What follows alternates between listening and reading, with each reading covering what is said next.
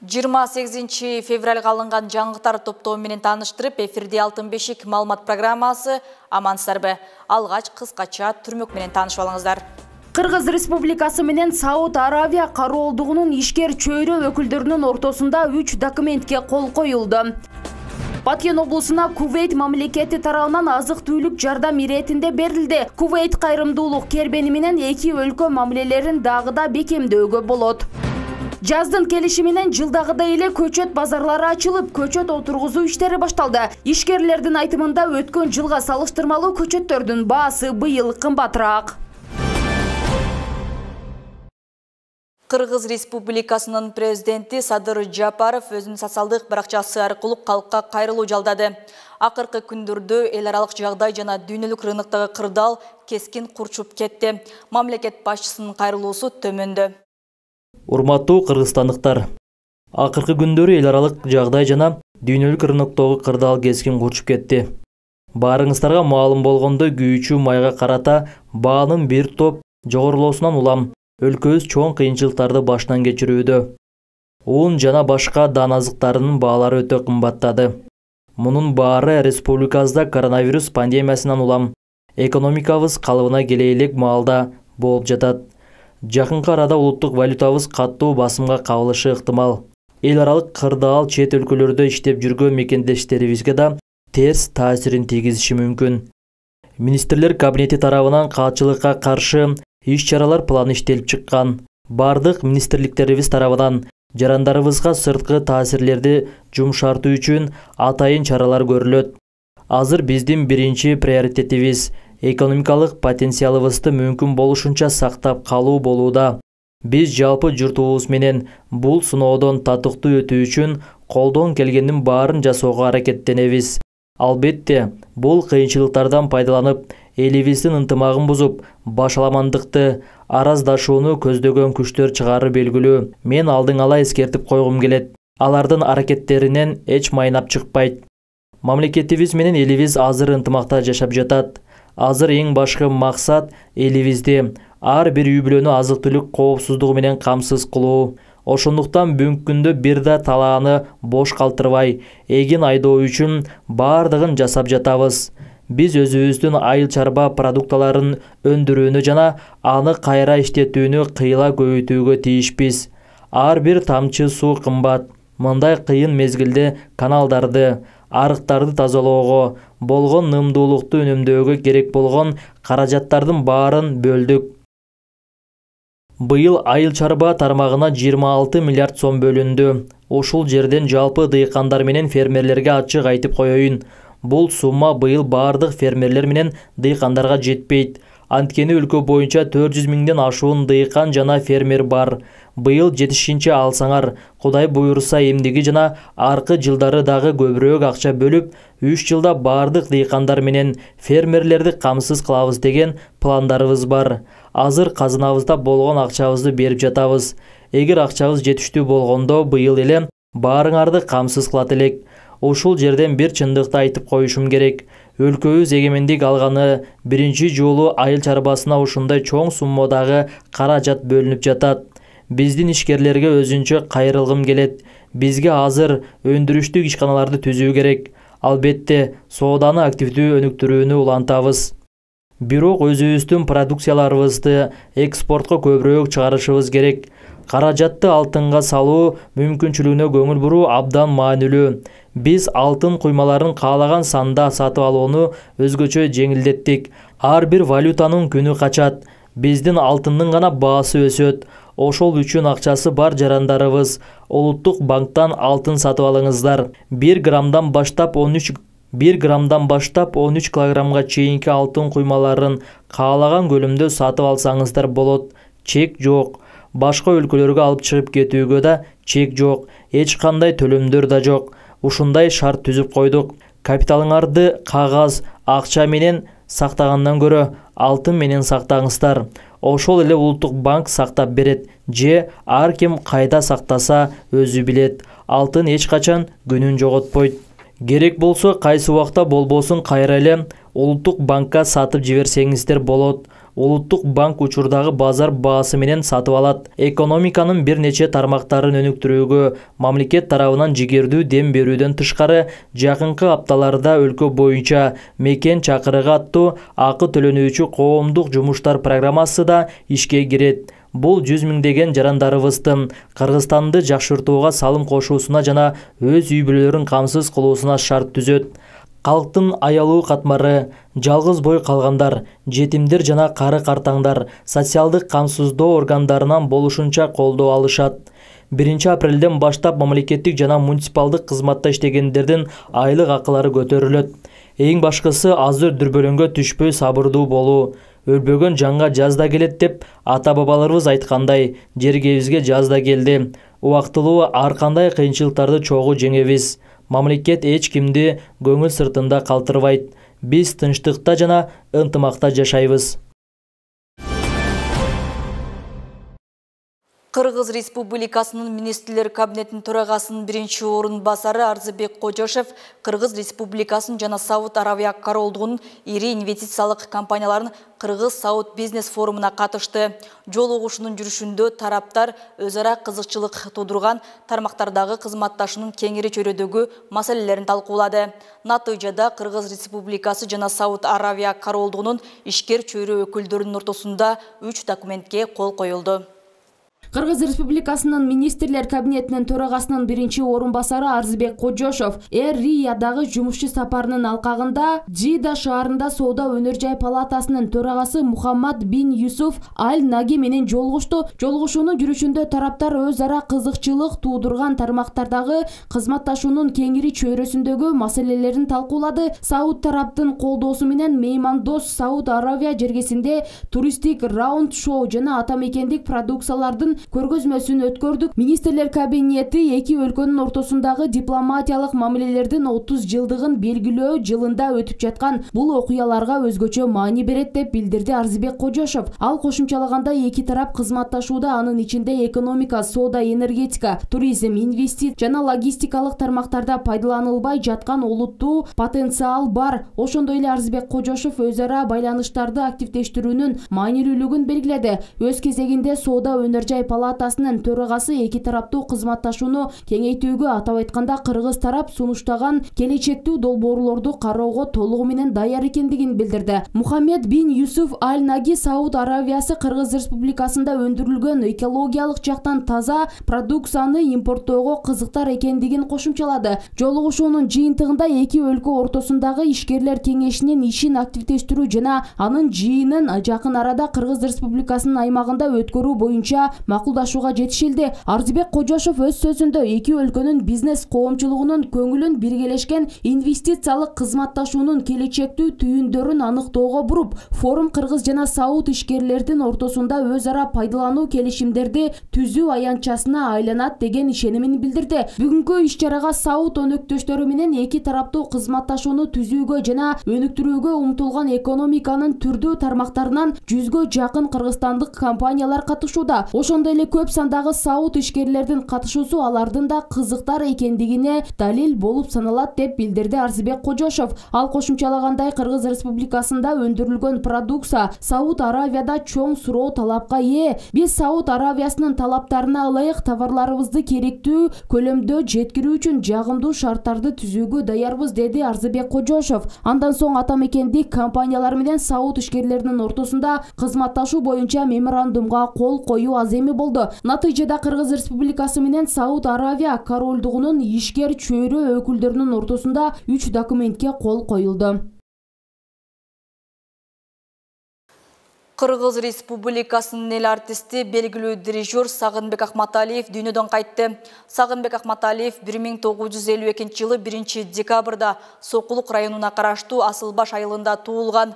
1967 жылы Күреңкеев атындагы музыкалык окуу жайында, 1972-1976 жылдары Бүбүсара Бейшеналиев атындагы искусство институтунда, кийин 2005 жылы оркестрдин дирижеру факультетинин профессору Насыр Давлесовдун классында окуп, артыкчылык диплом менен бүтүргөн. 2005 жылдан 2022 жылга чейин улуу дирижер Жумакматов жана Жумабаевтердин сунуштамасы жана оркестрдин жааматтын чечими менен оркестрге баш дирижер жана көркөм жетекчи болуп иштеген. Ал эми 2022 жылдан тартып аталган оркестрдин дирижеру болуп иштеп жаткан Сагынбек Акматалиевдин кыргыз улуттук музыкасынын өсүп өнүгүшүнө кошкон салымы жогору бааланып келген. Билим берүү жана илим министри Алмазбек Бейшеналиев Баткенде болуп өткөн министрлер кабинетинин көчмө жыйынынан кийин бир канча билим берүү мекемелеринен кабар алды. Министр эл менен жолугушууда мугалимге кол көтөргөн балдар көйгөндүгүн, бул тармакты көтөрүүгө өкмөткө кошулуп, ата-энелер дагы жардам берсе деген пикирин айткан. Мугалимдин коомдогу орду учурда өзгөчө мааниге ээ болуп турат. Азыркы учурда мугалим болуп иштөө өзү татаал. Анткени ар бир окуучу смартфон тыюу салынганына карабастан мектепке көтөрүп келип, мугалим талап кылган нерсени аткарбай, айтыша калган учурларды социалдык баракчаларга жайгаштырып жатышууда. Өткөн окуяны тактабай, коомчулук мугалим тарапка аркыл кептерди айтып чыгышат. Жыйынтыгында мугалим күнөөлүү болуп, кызматынан кол жуут. Мындай учурлар азыркы учурда көп катталууда. Анткени мына соц тармактарда ээлеп, соц тармактарда кеңири жайылып келе жатат.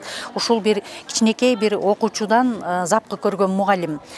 Ушул мугалимдин өзүнүн эмгегин баалап, ушул мугалимди келечекте бир бул биздин баягы Кыргызда макал бар эмеспи? Мугалим мөмөлүү дарак деген.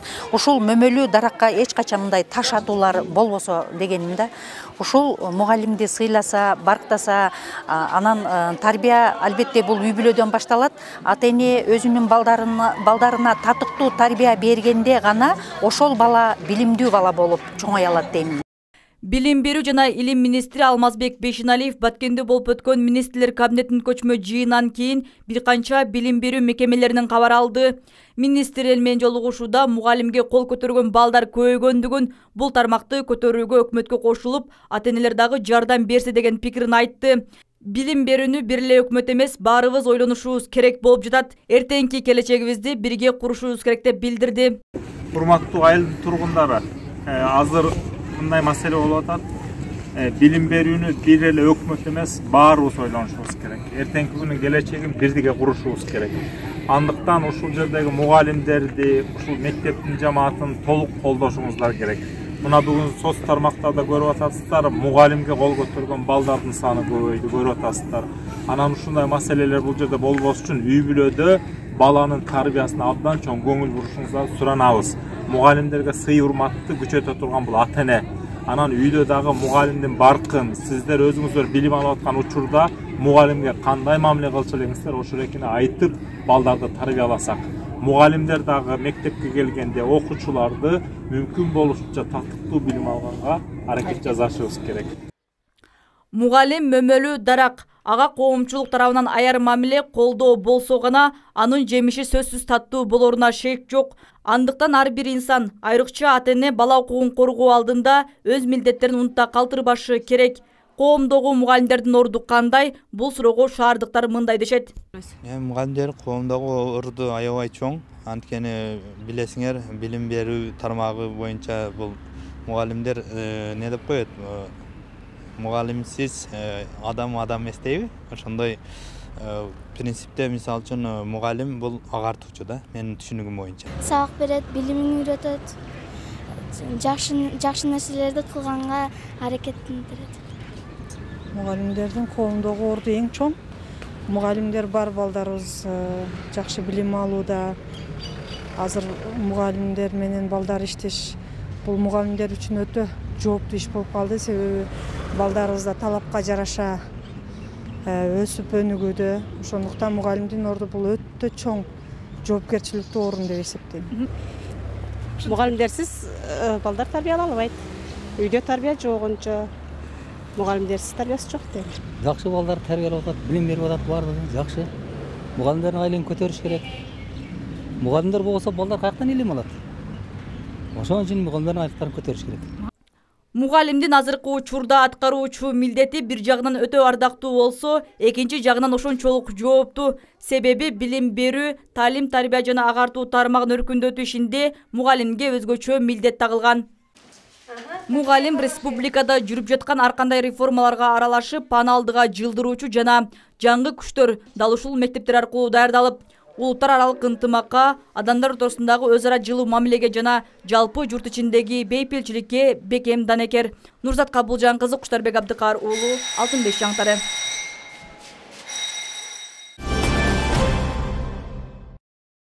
Жаздын келиши менен жылдагыдай эле көчөт базарлары ачылып, отургузуу иштери башталды. Ишкерлердин айтымында өткөн жылга салыштырмалуу көчөттөрдүн баасы быйыл кымбатыраак. Буга жер семткичтердин кымбаттыгы себеп. Алдыда туура көчөт отургузуу жана кам көрүү тууралуу кабарчыбыз Айжан Укатбек кызы айтып берет. Ош-Баткен-Исфана жолунун Кадамжай районундагы айрым бөлүктөрү жаз алды менен көчөт базарына айланат. Жакын жайгашкан айылдагы ишкерлер жаш көчөттөрдү сатууга коюп, өрүк, алма, кайналы, шабдалы көчөттөрүнүн 10го жакын түрүн жетилтет. Баалары өткөн жылга салыштырмалуу быйыл кымбатыраак экенин ишкерлер айтат. Былтыркыга караганда быйыл биртке бийигирээк.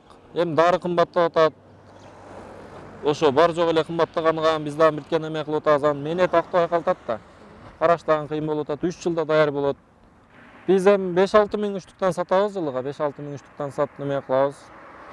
Ошол 10 соттук жерден сатабыз да, 10 соттук, 15 соттук ошондой кылып.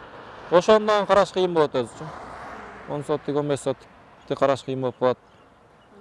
Дарысын жеткире албай калабыз. Дарылар кымбат болуп атат азыр. Азыр 3 күн болду да турганына. 3 күн болду. Ар 2 күндө суу куюп турабыз астына.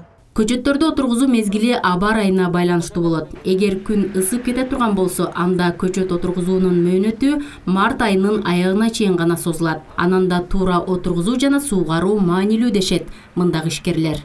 Булар тигилип атканда, но жерде пайван салынган жери болот. Ушул биринчи жыл көмүлбөйт да. Бул жер раним болгон болот да. Биринчи жыл ушул жер көмүлсө, нымдан чирип калат ушул жерден баштапчы. Анан ошол жери көмүлбөйт. Ан бул бизде өзүбүздө 60 сантиметр коюп кыркылат. Бул биз 60-70тен форма беребиз. Но форма берилген жерден баштап 20 сантиметрден кылып кыркып эгилет да өзү, эгилиши. Канчадан болгон көчөт? Негизги алуучулар облус тургундары. Бул жерден бир даанадан баштап дүң баада келишимдин негизинде сатып алса болот.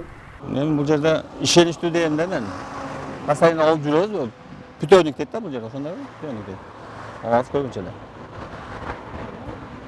Эми базарда ишеничсиз энди өздөрү улап коет.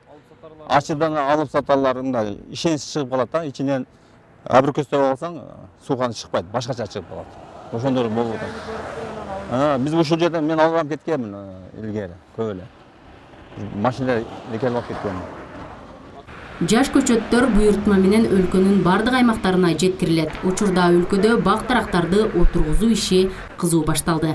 Айжан Укатбек кызы, Жыргал Абдижали уулу, Алтын бешик жаңылыктары. Лейлек районунда мамлекеттик эмес уюмдар тарабынан 200гө чукул үй-бүлөгө азык-түлүк жардам көрсөтүлдү. Бул Жушан Кувейт мамлекеттик эгемендик алган күнүн урматына орун алган кайрымдуулук акциясы өлкөнүн түштүк жергесинде орун алууда. Кувейт кайрымдуулук кербени эки өлкө мамилелерин дагыда бекемдөөгө өбөлгө болот. Лейлек районунда аз камсыз болгон 150 үй-бүлөгө Кувейт кайрымдуулук акциясынын алкагында азык-түлүктөн жардам көрсөтүлдү. Бул араб өлкөлөрүнө кирген Кувейттин эгемендүүлүк алган күнүнүн урматына жүргүзүлгөн. Жардам алган жашоочулар көрсөтүлгөн колдоого ыраазычылык билдирип жатышат. Бизге кайрымдуулук кылып жатат экен. Мен ушуну алганга келдим. Ушул жалпы Кувейт элине, ушул бизге жардам берип жаткандарына чын ден соолук иштерине ийгилик каалаймын. Кулунду айыл өкмөтүнүн атынан жана Кыргызстандын атынан дагы бир жолу рахматымды билдиремин. Кувейт мамлекетинин эгемендик алган күнүнө 30 жылдан ашык убакыт өттү. Бул күндүн урматына Кыргызстандын түштүк регионунда кайрымдуулук көрсөтүлдү. Лейлек районунун акиминин орун басары Максатай Каримбердиева район башчысы жергиликтүү жашоочулардын атынан Кувейт кайрымдуулук кербенинин уюштуруучуларына ыраазычылык билдирип, эки өлкө мамилелерин дагыда бекемдөө аракеттери улантыларын кошумчалады. Өздөрүнүн жардамдарын берип кетишти. Жалпы районубуздун элинин атынан ушул бизге жакындан жардам көрсөткөн ушу бир туугандарыбызга терең ыраазычылык билдирүү менен өзүбүздүн рахматыбызды айтабыз. Кувейт кайрымдуулугу акциясы Жалал Абад облусунан баштап район шаарларында жардамдар көрсөтүлдү. Smart Generation коомдук фондунун түштүк аймагы боюнча өкүлү Жыргалбек Шамшиев жарандарга тынчтык тилеп, аймакта жардам колун сунган жаштар чыгышына тилектештик билдирди. Жалал Абад облусунан кербен башталган. Кербен 7 машинадан турат. Ар бир машинада 200дөн продукта жүктөлгөн, 200 үй бүлөгө. Ал Ош облусуна 1 машина, Жалал Абад облусуна 2 машина, ал эми Баткен облусуна 4 машина бөлүнгөн.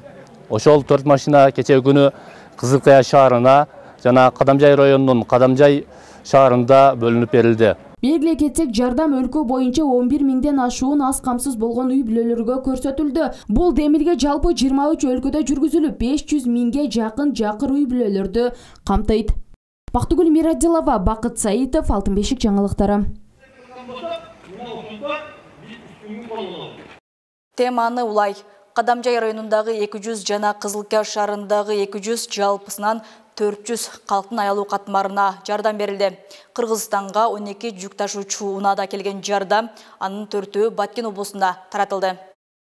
Кувейт мамлекетинен келген кайрымдуулук жардамы өлкөбүздүн ар кайсыл дубанына берилип жатты. Мында азык-түлүктөрдүн топтому Кадамжай райондагы 200 жана Кызылкая шаарындагы 200 жалпысы 400 атасыз калган жана жакыр үй бүлөлөргө таркатылды. Белгилей кетсек, Кувейт мамлекети бул сыяктуу жардамды жер жүзүндөгү 23 мамлекетке 250 жүк ташуучу унаада көргөздү. Кыргызстанга 12 жүк ташуучу унаа келген болсо, анын 4 унаасы Баткен областына ажыратылды. Ар бир унаадагы азык-түлүк топтомдору 200 үй бүлөгө арналган. Кызылкая шаарындагы Борбордук стадионунда да 200 материалдык жактан колдоого муктач жарандарга кайрымдуулук жардамы берилди. Шаардын башчысы Асылбек Маткалыков жашоочулардын атынан Кувейт мамлекетине, анын ичинде кайрымдуулук иштерин аткарып келе жаткан фондторго ыраазычылык билдирди. Кувейт өлкөсүнөн келген биздин спонсор агаларыбызга сиздердин атыңыздан терең ыраазычылык. Азыр мына Кадамжайда дагы бир чоң иш-чаранын ишин баштап ачылышы болду. Ошол жерде капсула салынды, мындайча айтканда. Ошол жерде дагы ушундай 200 үй бүлөгө материалдык жардам көргөзүлдү. Анан бул жерде соц жаштардын кызматкерлери тарабынан, ошондой эле биздин Мухаммед Ажы Дамылабыз тарабынан дагы тизмелер такталган 200 үй бүлөгө ушул бүгүнкү мына материалдык жардам берилип атат. Кайрымдуулук долбоорун ишке ашырууда көмөктөшкөн жергиликтүү Абийир кайрымдуулук коомдук фондунун жетекчиси Мухаммад Абдыкулов Баткен областынын район шаарларын Кувейттен келген фонддун өкүлдөрү менен бирге кыдырып жүрдү. Ал келечекте өлкөнү өнүктүрүүгө салым кошкон чыгаан уулдарды өстүрүп, кайрымдуулукка тарбиялоо максатын колдоорун айтат. Жаш муунду кайрымдуулукка тарбиялоону баса белгиледи. Кувейт мамлекетинин 30 жылдык эгемендүүлүгүнүн айына карата кайрымдуулук жатат. Мына ошонун Баткен областыга 4 машинада ушу кайрымдуулук келген. Ошонун бүгүнкү күнү Кадамжай шаарында 200 муктаж жана атасы үй бүлөлөргө кайрымдуулук жатат. Биздин келечектеги атуу уулдарыбыз дагы мына ошондой башка муктаж жерлерге жардам бере турган мамлекетке ошол даражага жетишибизди Алла бизге насип кылган болсун. 200 үй бүлөгө аталган жардам Кадамжай районунун тургундарына да берилди. Анда 50 бала атасынан ажыраган болсо, 150 киши аз камсыз болгон социалдык колдоого муктач үй бүлөлөрдүн катарында. Анда бүткүл дүйнөлүк Ар-Рахман кайрымдуулук фондунун Азия жана Европа бөлүмдөрүнүн жетекчиси Хабиб Али Алимулла, Кувейттеги бүткүл дүйнөлүк Ар-Рахман коомдук фондунун Кыргызстандагы жетекчиси Али Аль-Рашид, ошондой эле Smart Generation коомдук фондунун өкүлдөрүнүн катышуусунда Самалыкта райондун аймагында жашаган муктач үй бүлөлөр азык-түлүккө ээ болушту. Кувейт Ар-Рахма, Кувейт Ал-Ата. 26-27 февралдары Кувейт мамлекетинин эгемендүүлүк күнүнө карата биз Кувейттеги Ар-Рахман Аламия деген фонддун атынан өзүбүздүн эгемендүүлүк майрамыбыздын кубанычын сиздер менен кошо бөлүшүүгө чогуу келдик. Кувейттен башталып Кыргызстанга келип жатат. Ошонун ичинде Кыргызстанга 12 чоң жүк ташуучу машина менен келгенде, буюрса түндүктөн башталып түштүктөн бүтүрүп жатабыз. азык-түлүктөн жардам алышып келишкен экендер. Бул бир эле Кызыл Кемес, Кадамжай, Баткен, Лейлек райондорунда болуп атат. Мен ойлоймун, бүгүнкү азык-түлүктөн жардам алып аткандардын ичинде мезгил келгенде Кудай буйрса, алар дагы жардам кыла турган кыздар, балдарыбыз чыгат деген ишеничим ошол. Белгиле кетсек, Кувейт кайрымдуулук кербени акциясынын дагы бир максаты калкты таза суу менен камсыз кылуу. Алтынай Шабидинова, Мирбек Кайымов, Алтын бешик жаңылыктары. Облус аймагында дин кызматкерлеринин башын бириктирген спорттук мелдеш Баткен шаарындагы Владимир Ильич Ленин атындагы орто мектебинин спорт аянтчасында өткөрүлдү. Негизги максаты ынтымакты бекемдеп, телефон гаджеттерди ашыкча пайдаланбай, жаштарды спортко тартуу болуп саналат. Сергек жашоого үндөгөн иш-чарадан кесиптешим Бермет Манасова айтып берет. Сергек жашоо образын жайылтуу, спорт менен дос болуу ден соолуктун чың болушуна өбөлгө болору талашсыз. Илим технология өнүккөн заманда жаштарды убакытты туура пайдаланып, спортко тартууда, мындан сырт өз ара достук мамилелерди чыңдап, ынтымакты бекемдөөдө мындай иштер жакшы салым болоорун айтышат. Иш-чараны уюштурууда негизги максатыбыз эми баягы өз ара ынтымакчылык, биримдик. Мындай биз эң оолу биринчи өзүбүздүн арабызда ынтымак экендигибизди, биримдиктүү экендигибизди далилдеп көрсөтүп берүү максатында ушундай иш-чараны уюштуруп атабыз. Биздин биринчи алгачкы иш-чарабыз болуп атат. Бул иш-чара мына Баткен шаары, Баткен хатибияты биргеликте ушул Баткен шаарында өткөрүп атабыз. Кийинки оюнубуз Кудай буйрса мына Кадамжайда өткөрөбүз. Команда түрүндө жакшы оюн көрсөтөбүз деп ишенебиз. Алла ыраазы болсун ушундай уюштуруп бергендерге. Мына ушундай эле спорттук иш-чара кол күрөш боюнча да өтүп, ага облус аймагындагы спорт сүйүүчүлөр жана мүмкүнчүлүгү чектелген жарандар катышты. Оюн каладагы Айтпай Имаров атындагы орто мектептин спорт аянтчасында өтүп, катышуучулар өз ара салмак категорияга ылайык күч сынашты. Бүгүнкү биздин бул кол күрөш боюнча облустук чемпионат өтүп атат. Бул чемпионат буга чейин облустук деңгээлде болгон эмес, район шаарларда болуп келген. Биринчилерден болуп баштап атабыз. Негизги спортту даңазалоо, пропагандалоо жана бир спорттун ар тармагын тартууда бир эле ошол волейбол же футбол же күрөшкө эле басым жасай бербестен биз спорттун бардык тармагын алып кетишибиз керек. Негизги максатыбыз. Мен спортту сүйөм. Спорттун башка түрлөргө да кызыгам.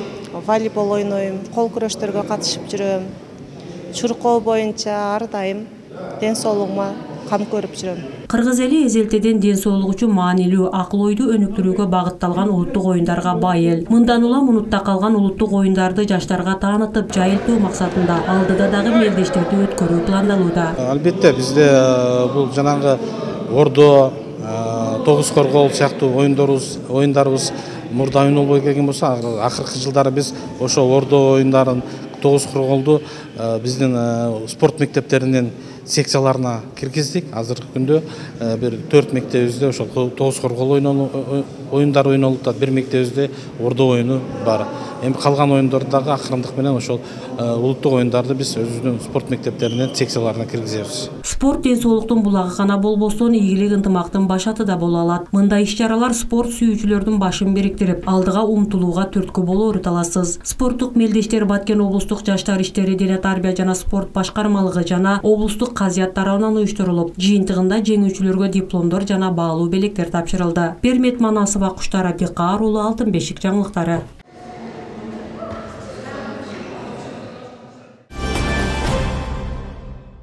Баткен мамлекеттик университетинде ар улуттун тилин даңазалаган салтанат уюштурулду. Анда Батмууга караган облус аймагындагы окуу корпустары чогулуп, эне тилди даңазалашты. Ага чет өлкөдөн келген мугалим, коноктор да, студенттер да катышты. Баткен мамлекеттик университетинде дүйнөлүк эне тил күнү белгиленди. Анда университеттин облустагы тиешелүү мекемелери чогулуп маданий иш-чара өткөрдү. Ага ылайык ыр бийлер менен ар улуттун тили даңазаланды. Кыргыз, өзбек, түрк, мына тажик улутунун өкүлдөрү, орус улутунун өкүлдөрү окуйт. Мына ошол улуттар аралык ынтымак биримдикти, ынтымакты сактап, даңазалоо максатында атайын ушундай иш-чараларды өткөрүп жатабыз. Биздин бул иш-чарабыз мына жумалык деп жарыяланып, мекеме ишканаларга мамлекеттик тилде иш кагаздарды жүргүзүү, туура так алып кетүү максатында семинарлар уюштурулду. Аталган университеттин ректору Айдарбек Кыязов университетте ар улуттун өкүлдөрү билим аларын айтат. Мындан улам улуттар аралык ынтымакты чыңдоо үчүн мындай иш-чаралар өткөрүлүшү керек дейт. Бүгүнкү конкурстун негизинде окуу жайдын бюджетинин эсебинен жеңүүчүлөргө 30 000 сом акчалай байге коюлган. Жалпы 8 команданын ортосунда ошол эне тили күнүнө карата чоң бир кече уюштурулууда. Жалпы байгеси бул 30 000 сомду койгонбуз. Бунун негизги максаты эмнеде? Негизги максаты студенттердин арасындагы мамилени чыңдоо, ошондой эле улуттар аралык достукту бекемдөө үчүн. Өзүңүздөр билгендей, Баткен мамлекеттик университети бул Кыргызстандын эң алыскы аймакта жайгашкан окуу жай. Ошондой эле билесиздер, бир канча мамлекеттер менен чектешкен жерде жайгашканбыз. Ошон үчүн биздин негизги максат улуттар аралык достукту чыңдоо, бекемдөө болуп саналат. Dili alın, zaten geriye bir şey kalmıyor. Kırgız dili bence. Ben özüm Tömer'den, Bişkek'ten geldim. 5 ay oldu. Atayım bu yere gelip Kırgız dilini, Türk dilini öğrettiği için Batken'e gelip oturam. Anan dağın bu üniversitetin cemaati öte ынтымактуу, жакшы мындай иш-чаралар өткөрүп атат. Бул нерсе жоголбостон уланыш керек. Себеби адамды негизи эле бул тили болбосо башка нерсе болбойт. Тил адамды сактап турат дейт. Türkiye Türkçesi Eğitim Merkezi Bişkek'te görev yapıyorum. Айша Давырышоглу түрк улутунан, ал Кыргызстанда, тактап айтканда Кыздыкыя шаарында туулган. Батмунун англис тили педагогика багытында билим алат. Анын айтымында кыргыз тилинде, түрк тилинде да мыкты деңгээлде сүйлөй турганын айтат. Азыркы кийими түрк улутуна таандык. Давырышоглу муну мындайча түшүндүрөт. Бул форма түрктөрдүн, кыз келиндердин кына кечесинде кие турган форма. Тойдон бир канча күн алдын кыздардын достору топтолуп келинге кына коюшат. Бул түрктөрдүн улуттук кына кече формасы. Жок, негизи мен тилдерди жакшы көрөм. Өзүм дагы англис тили факультетинде окуп атам. Англисча дагы билебиз, окуйбуз. Билим алуучулар Баткен облусундагы жалгыз университет жылдан жылга өсүп техникалык базалары, мугалимдердин билим деңгээли жогорулап жатканын айтышат. Алсак кичи курулуштар курулуп, окуу жайдын карамагындагы Ыйман гимназиясы ачылган. Кызылка технология жана укук институтунан келдим. Учурда 1-чи курсмун. Жөнүм Кубанычбек кызы Бермет. Биздин окуу жай абдан технологиялык жактан жана билим берүү жактан, мугалимдерибиздин билимге болгон методу жактан абдан өнүккөн. Бүгүнкү күндө Батму өнүгүү жолунда. Ал үчүн Баткен мамлекеттик университетинин студенттери ректор Айдар Токторовичке терең ыраазычылык билдирет. Ошондой эле Батму азыркы учурда жаңы заманбап технологиялар менен жабдылган. Окуу үчүн бардык шарттар түзүлгөн. Ошондой эле биз жаңы окуу жылы үчүн абитуриенттерди чакырып кетебиз.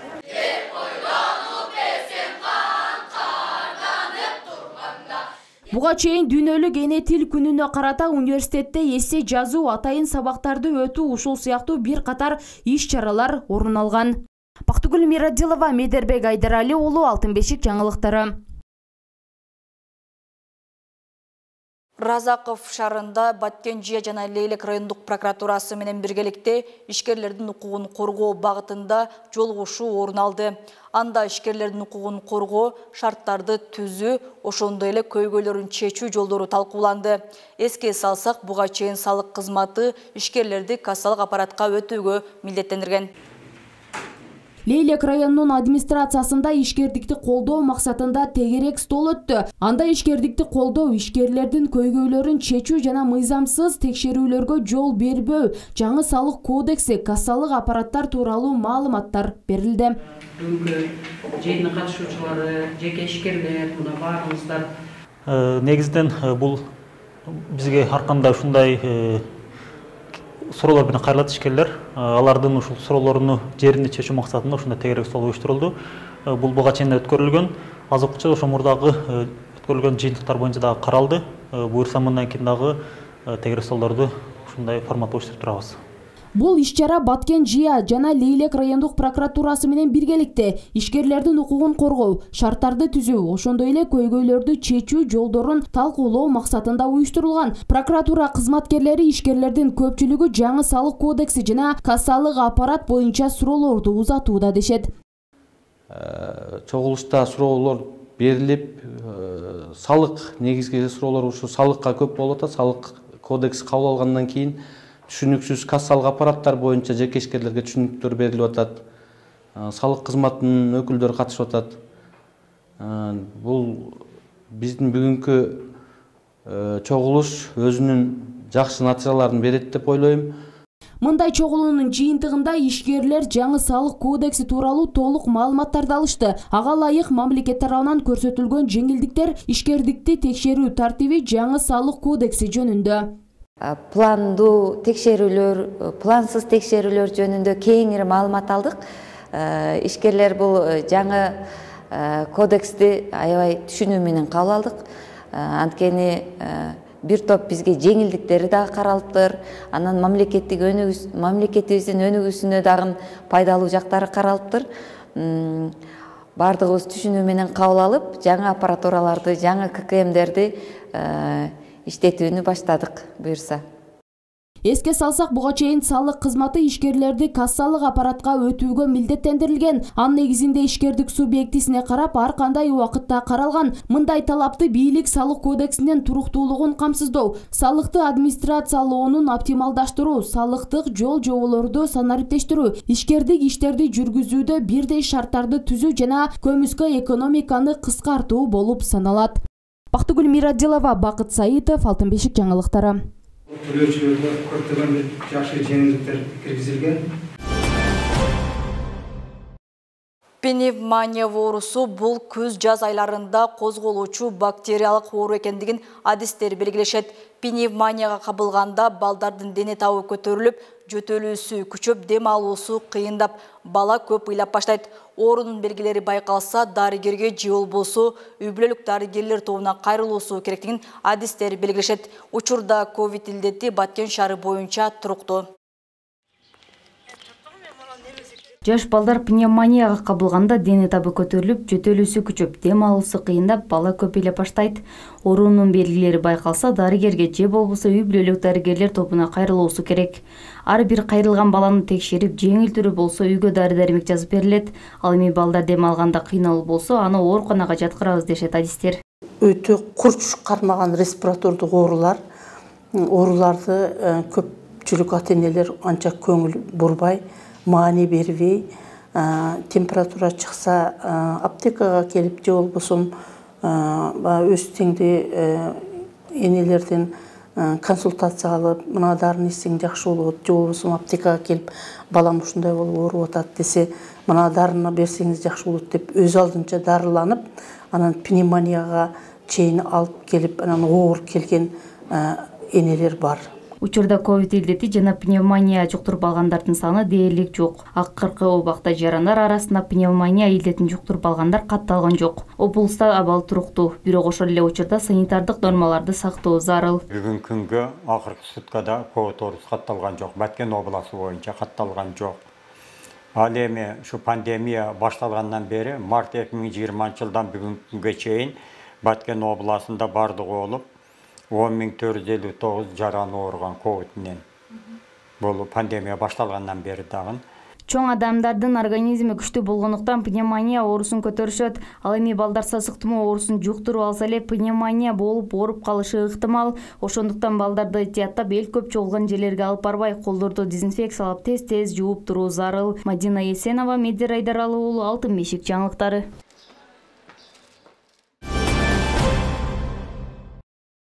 Апаз Жайнаков атындагы драма театрында атайын балдар үчүн тарбиялык мааниси терең түлкү менен мышык аталышындагы жомок коюлууда.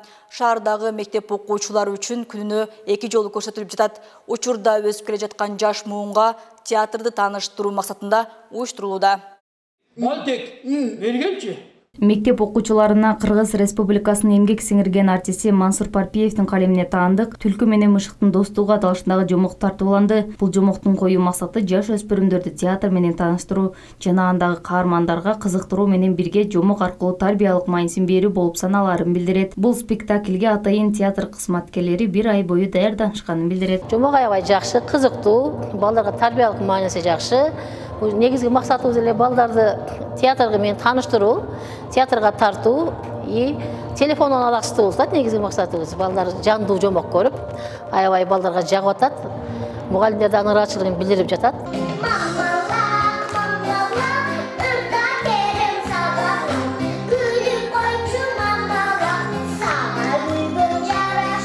Мышыктын ролун аткарган Давлетбай Мажит уулу 6 жылдан бери театрда ар кандай спектакльдерде ойнойт. Көрсөтүлүп жаткан жомокто баш каарман болгон Таргыл Мышыктын ролун аткарган. Бул жомокко даярдануу үчүн 1 ай бою убактысын арнаганын айтат. Бул жомоктун тарбиялык мааниси балдарга достук тууралуу.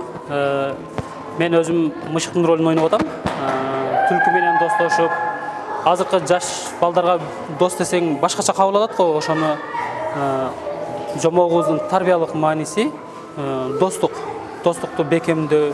Түлкү менен Мышыктын достугу аталышындагы жомок учурда шаардагы мектептер үчүн коюлууда. Мындан сырткары район аймагындагы мектептерге да коюуларын белгилешет. Учурда балдар театрга кызыгуусун артып, жомокту кызыгуу менен көрүүдө.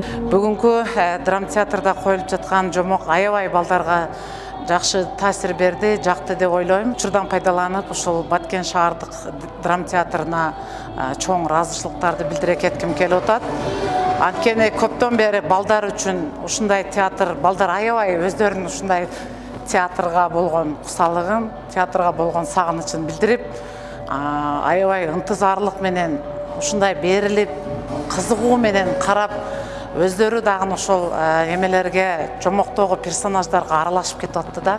Ушунусу менен мага жакты. Учурда мектеп курагындагы балдар китеп, жомок окубай, көбүнчөсү смартфон менен алек болууда. Мындай жомоктор балдардын аң сезимин өстүрүүдө, өз көздөрү менен чыныгы каармандарды көрүп, кубанып турган чагы. Жомоктун тарбиялык мааниси достукка, ынтымакка чакырган максатында тартууланды. Мадина Эсенова, Медер Айдаралы уулу, Алтын бешик жаңылыктары.